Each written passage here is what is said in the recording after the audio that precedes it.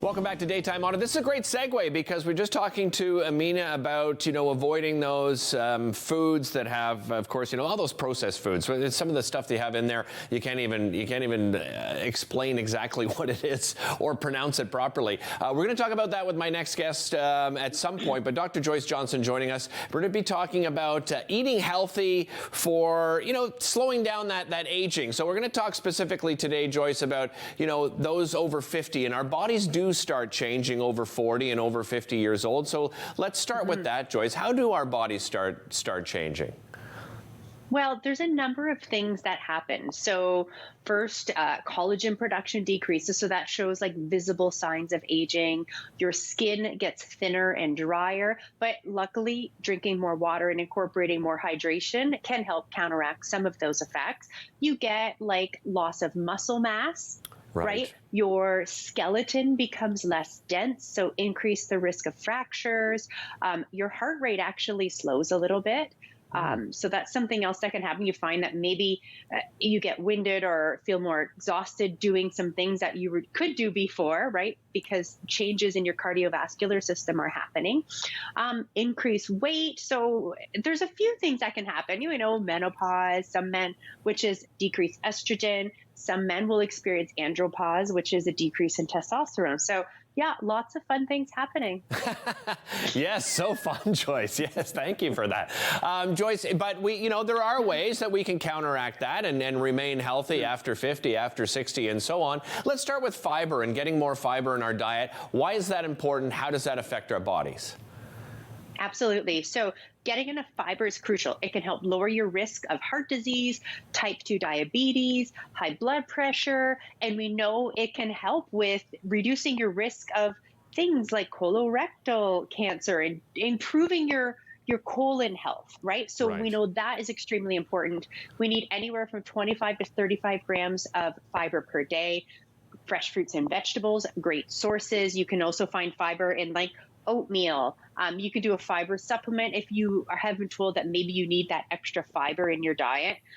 Chia seeds are another great source of fiber. If you find that it's difficult to get fiber in, you can put chia seeds into like Greek yogurt, for example, which is a great source of protein.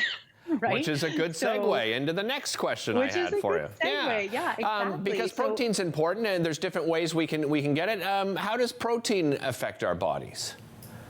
Oh, well, after the age of 50, something called sarcopenia can happen, and that is a loss of muscle mass and strength. And we know that absolutely can be devastating as we age. We need to maintain your muscle mass. And by maintaining your muscle mass, that needs to come from protein in your diet. And often we find people, maybe elderly people over the age of 50 that are not focusing on protein any longer in their diet, but it's crucial. So high protein foods, chicken breast is a really great source of protein.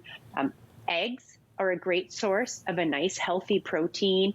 I have an example. I have cottage cheese. I find cottage cheese amazing as a source of protein. If you need extra, you can always mix protein powder into your cottage cheese. Oh, that's a great idea. There's ways that you can get it in. And the same thing with Greek yogurt. Like Greek yogurt, for example, about 3/4 of a cup gives you about 19 grams of protein.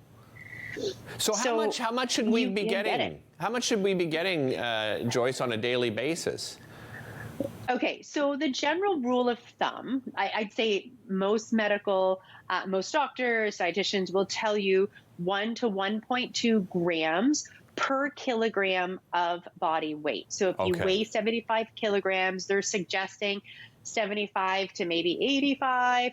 But then you're also going to find the more active you are, the more breaking down of protein that is occurring. So you will find some health experts that are on the fitness industry side of it that are recommending upwards of 2 grams per kilogram of body weight. So minimum 1 gram. Okay.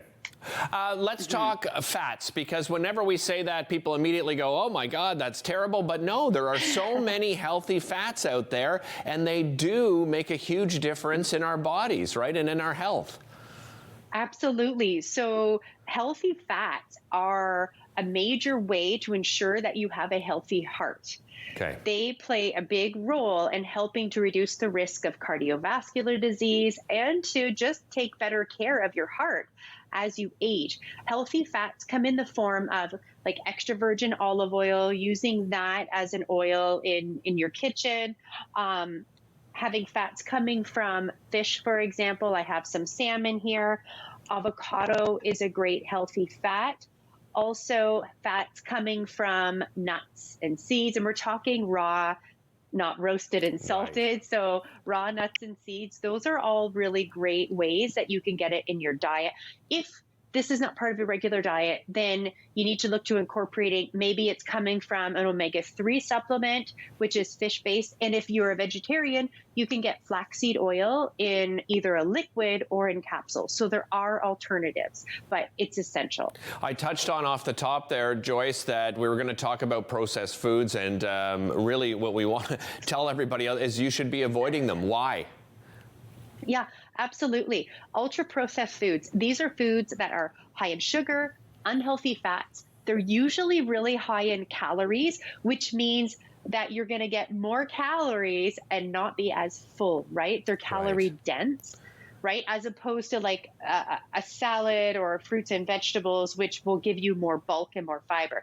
So calorie dense, also really high in sodium. And we know that is not going to be great for your heart either. So you really want to fill your diet with lots of fresh fruits and vegetables, whole grains, incorporate some beans into your diet, start to get a little bit more creative with some plant-based sources, and just try to lean away from a lot of those ultra processed, a lot of those packaged and processed foods. Yeah, and even those, even those vegetarian options and some of those burgers and so forth out there, they're processed too. And I think sometimes people forget that. So again, reading the label, so incredibly important. Joyce, always a pleasure having you. Thanks so much for some more great advice on today's show. We'll be back with more Daytime right after this. Don't go anywhere.